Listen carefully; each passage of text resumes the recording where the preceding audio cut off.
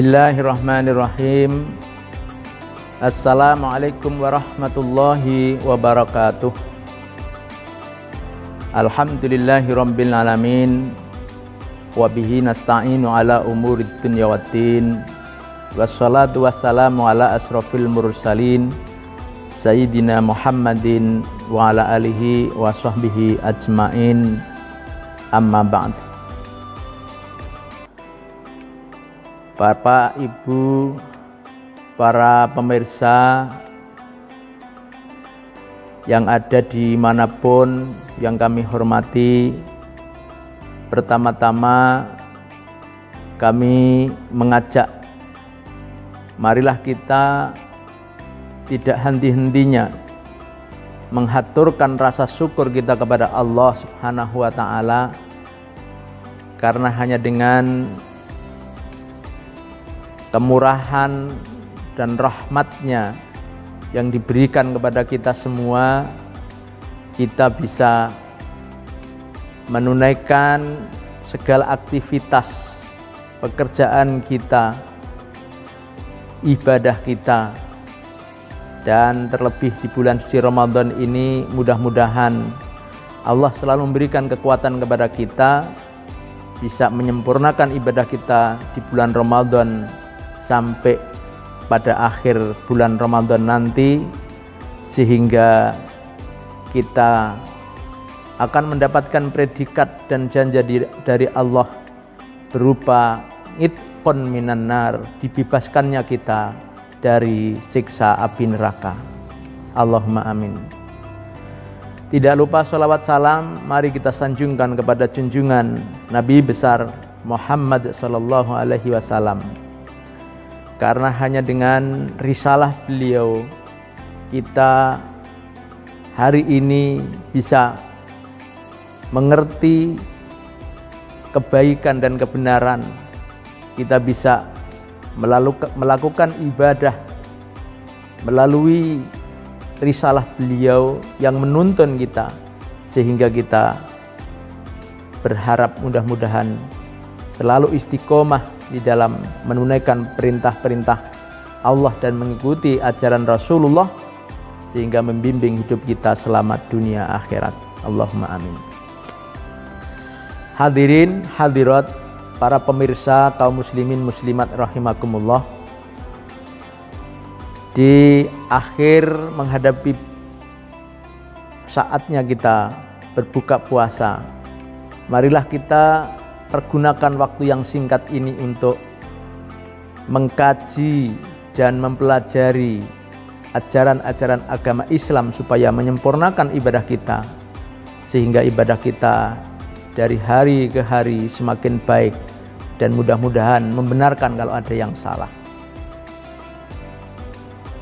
Agama yang kita anut, yang kita percayai, yang kita yakini ini mengatur seluruh aktivitas kita sehingga terarah menuju kepada kebenaran dan diridhoi oleh Allah Subhanahu wa Ta'ala. Namun seperti apa agama yang perlu kita ketahui di sini? Rasulullah Shallallahu Alaihi Wasallam dalam sebuah hadis yang diriwayatkan dari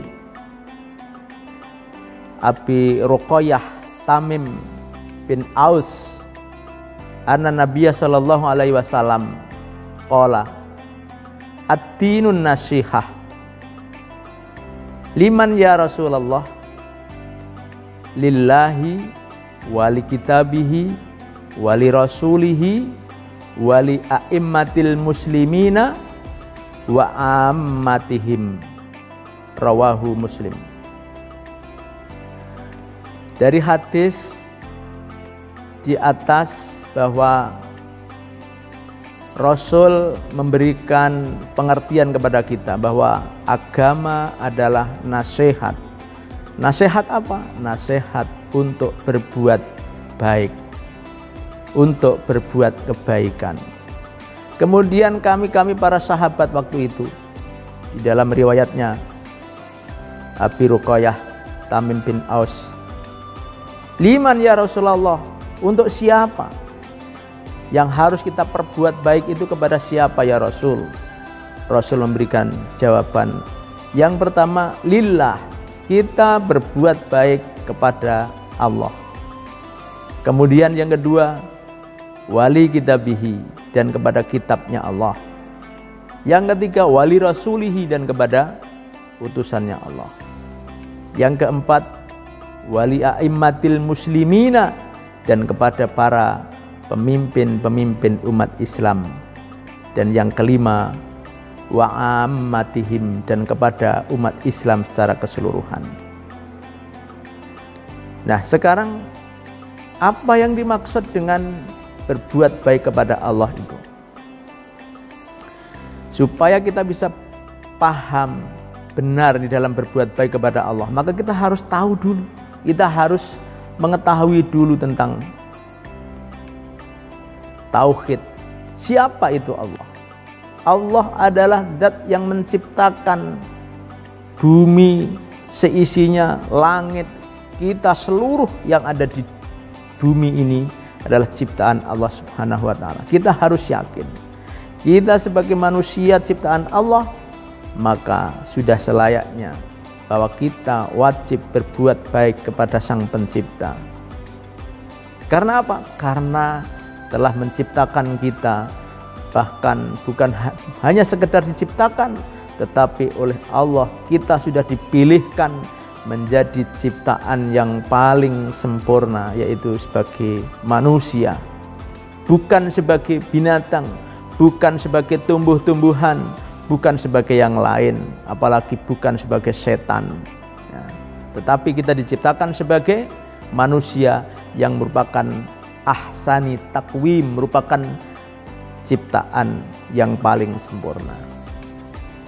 Nah, kalau kita sudah tahu bahwa kita kenal dengan Allah, Allah itu Sang Pencipta, Allah itu yang menciptakan segala sesuatu dan termasuk kita manusia, maka sudah selayaknya kita berbuat baik, beribadah kepada Allah.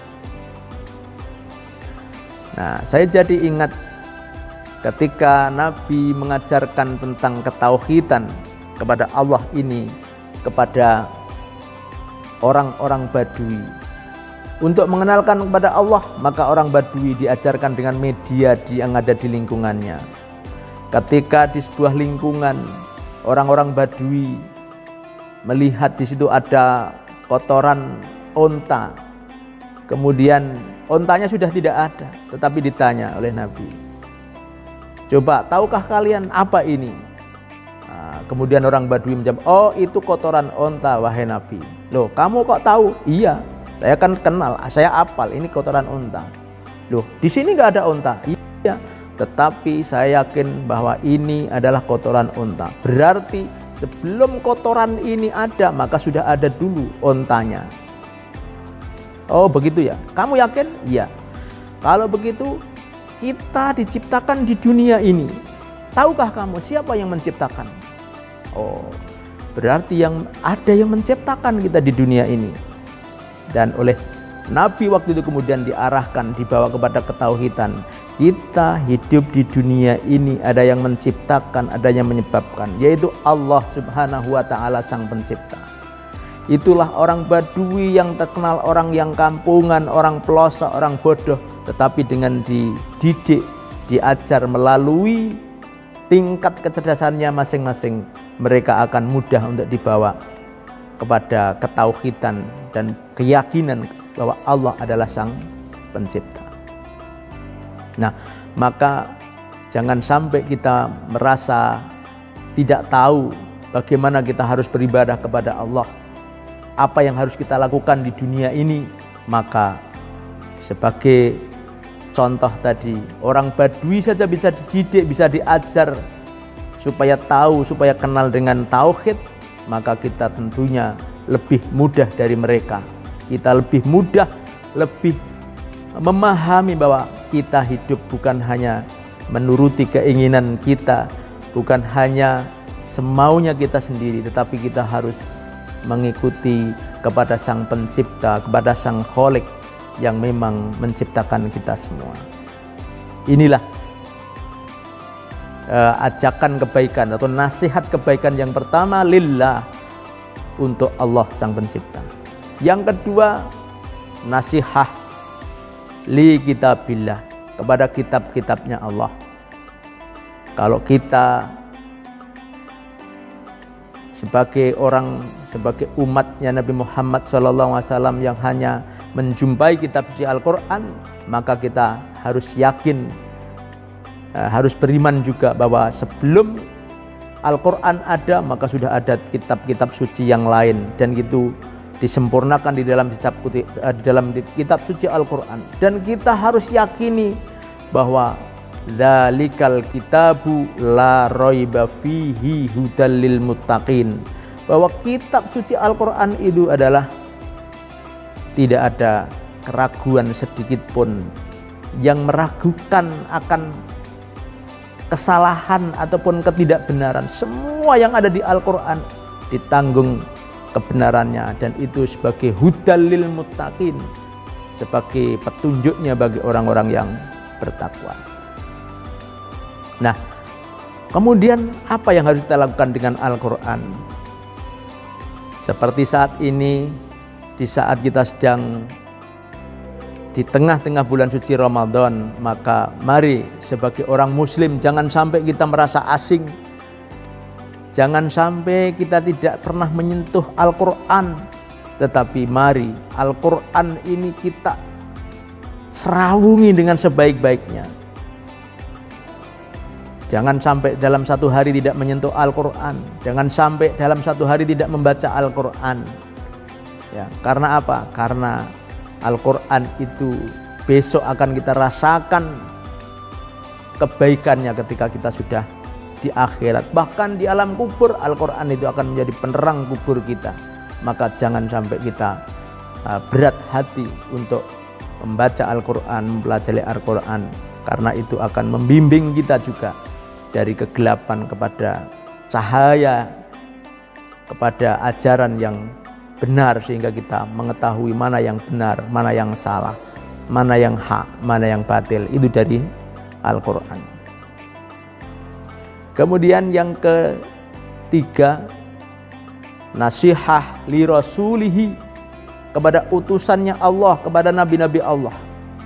Kita harus iman, harus percaya adanya 25 nabi dan rasul. Dan kepada nabi yang terakhir, Nabi Muhammad SAW, marilah kita benar-benar kita curahkan hati kita, mahabbah kita, bahwa karena kasih sayangnya, kemurahan Allah, kita kemudian bisa dibukakan hati kita, dibukakan pertolongan kita, sehingga kita bisa mengikuti risalah yang dibawa oleh Rasulullah Muhammad SAW. Oleh karena itu, sebagai ungkapan rasa syukur kita bisa dibukakan petunjuk oleh Allah, dibukakan taufik oleh Allah, maka jangan sampai kita kemudian tidak hiasi lisan kita ini dengan bersolawat kepada beliau. Bahkan Nabi di dalam janjinya, besok di akhirat, besok di surga itu derajat manusia akan ditentukan seberapa banyak bersolawat kepada Nabi. Orang yang semakin banyak bersolawat kepada Nabi, maka akan semakin dekat tempatnya di surga besok. Oleh karena itu, mari kita sibukkan diri kita. Mumpung kita masih kesempatan di dunia ini, kita perbanyak bacaan-bacaan sholawat, supaya kita kelak dipertemukan dan disandingkan dengan Nabi di surga besok. Sehingga meskipun di dunia ini kita ditakdirkan tidak bisa ketemu dengan beliau, tetapi mudah-mudahan kelak di akhirat, bahkan di surga besok, kita akan berdampingan dengan Nabi. Bahkan kita akan menjadi orang yang sangat dekat dengan beliau melalui memperbanyak sholawat, terlebih-lebih di saat bulan Ramadan seperti saat ini. Kemudian yang keempat, nasihat untuk kebaikan wali a'immatil muslimina. Kita harus berbuat baik kepada para pemimpin-pemimpin orang-orang Islam. Siapa mereka itu?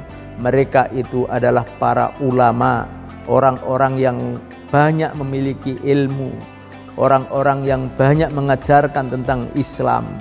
Inilah pemimpin-pemimpin kita yang patut untuk kita pergauli dengan baik, kita serawungi dengan baik. Jangan sampai kita sebagai orang yang datang belakangan, sebagai generasi akhir, kita tidak merasa berterima kasih kepada mereka para pendahulu. Ya. Bahkan Allah memberikan tanda-tanda orang yang bersyukur kepada Allah itu cirinya adalah orang yang mau dan mampu bersyukur, berterima kasih kepada sesama manusia. Oleh karena itu, orang yang sangat pantas untuk kita ucapkan terima kasih adalah para ulama. Karena apa? Karena mereka telah mengajarkan kepada kita. Dari yang kita tidak tahu apa-apa, kita tidak bisa melaksanakan wudhu saja nggak bisa, membaca surat Fatihah saja nggak bisa, melakukan sholat tidak bisa, ibadah-ibadah yang lain kita nggak bisa. Tetapi berkat para ulama yang mengajarkan kepada kita, baik mengajarkan langsung maupun tidak langsung melalui karya-karyanya, melalui tulisannya, akhirnya kita menjadi tahu dan kita menjadi bisa untuk beribadah dengan benar. Oleh karena itu, jangan sampai kita punya hutang kepada para ulama. Dengan cara apa hutang kita? Dengan cara kita tidak hormat, dengan cara kita tidak mengikuti, dengan cara kita tidak membuat senang kepada mereka. Tetapi mari kita buat senang hati para ulama, kita buat mereka menjadi bangga, menjadi besar hati karena apa yang kita lakukan sebagai ungkapan syukur kita kepada mereka. Kemudian yang kelima, yang terakhir, nasihat kebaikan wali ammatihim. Kepada seluruh umat Islam kita wajib berbuat baik. Mengapa? Karena dengan kita berbuat baik kepada sesama umat Islam, kita berbicara yang baik, bergaul yang baik, kita saling tolong menolong, saling membantu, kemudian saling menghargai, empati, hormat menghormati dan sebagainya, maka Islam ini akan menjadi lebih besar dan Islam ini akan jaya. Dengan seperti ini kemudian kita akan semakin kuat, dan mudah-mudahan dengan kuatnya Islam, dengan berkembangnya agama Islam ini sekaligus kita membuat bahagia hati Rasulullah Shallallahu Alaihi Wasallam. Orang yang membahagiakan hatinya Rasul, maka ini pertanda juga orang itu bisa membahagiakan dan membuat ridho Allah Subhanahu wa Ta'ala. Karena apa? Karena dunia seisinya ini diciptakan oleh Allah, itu karena Nabi diciptakan. Oleh karena itu, dengan membahagiakan Nabi, membahagiakan Rasul, maka berarti kita juga dalam rangka membuat ridho kepada Allah Subhanahu wa Ta'ala. Dengan niat seperti ini, mudah-mudahan dari seluruh yang kita lakukan, entah itu terasa berat, entah itu terasa capek, entah itu terasa mungkin sangat tidak mungkin, tetapi dengan keniatan yang sungguh-sungguh membahagiakan Rasul dan membuat ridho Allah Subhanahu wa Ta'ala, kita akan dimudahkan segala sesuatu yang menjadi harapan kita diridhoi oleh Allah Subhanahu wa Ta'ala. Mudah-mudahan sedikit yang kita sampaikan di saat sambil menunggu menjelang buka puasa ini ada manfaatnya untuk para pemirsa semua, menjadi ilmu yang bermanfaat dan menuntun kita kepada kebenaran yang diridhoi oleh Allah Subhanahu wa Ta'ala. Demikian, banyak hal yang kurang berkenan mohon dimaafkan. Wassalamualaikum warahmatullahi wabarakatuh.